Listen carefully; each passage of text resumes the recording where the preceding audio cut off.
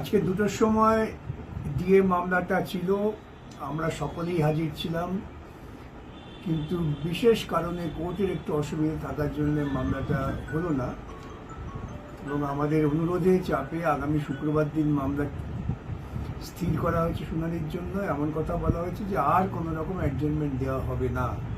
আমরা আশা করতে পারি যে আগামী শুক্রবার এই মামলা চূড়ান্ত শুনানি হয়ে যাবে। আমি জানি বারে বারে মামলা এরকম হচ্ছে না, মামলা অ্যাডজয়েন্ট হয়ে যাচ্ছে, এর ফলে প্রচণ্ড অসুবিধা হচ্ছে আমাদের, যারা আমরা কৌশলী কলকাতা থেকে আসি। আমি বুঝতে পারছি প্রচণ্ড চাপ পড়ছে আমাদের আন্দোলনের নেতাদের ওপর, তাদেরও একটা ব্যাপক খরচের বোঝা বইতে হচ্ছে। সব শ্রমিক কর্মচারী যদি ঐক্যবদ্ধ হয়ে এই মামলা চালাবার জন্য নিজেদের মধ্যে পারস্পরিক বোঝাপড়া না তৈরি করেন তাহলে খুব মুশকিল। যাই হোক, মামলা এখন চূড়ান্ত পর্যায়ে এসেছে, শুক্রবার দিন হয়ে যাবে, এটা আমরা আশা করছি।